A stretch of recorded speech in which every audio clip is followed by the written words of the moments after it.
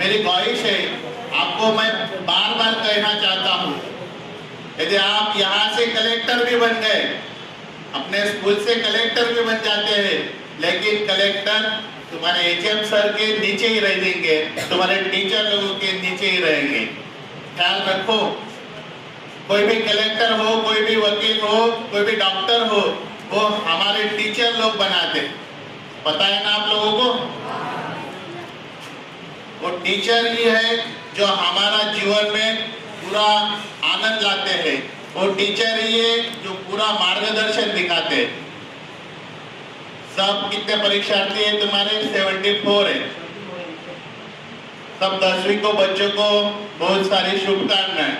आप पेपर अच्छी तरह लिखिए, और हमारा जो जीपीएस का जो सेंटर है वहाँ पे आपको पता है, पिछले साल के बच्चे भी बोलेंगे, ऐसे मानसिक रूप में कैसे आना है, फ्रीली आना है, आपको पेपर लिखना है, बोधरिंग के रूप में नहीं आना, बोधरेशन के रूप में नहीं आना।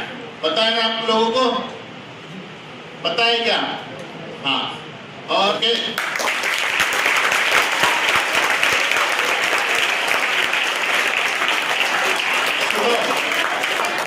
तो आपको बहुत सारी शुभकामनाएं, अच्छी पढ़ाई करो, अच्छे ढंग से पेपर लिखो, क्योंकि पिछले साल का आपका जो रिजल्ट था 100% था, बराबर है सर?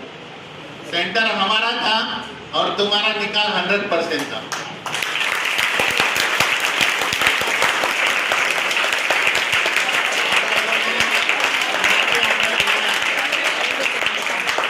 आप लोगों ने यहाँ पे हमें बुलाया, हमारी खातिरदारी की, मेहरबानी की। आप सर, आपका सर के बारे में कुछ बोलना था।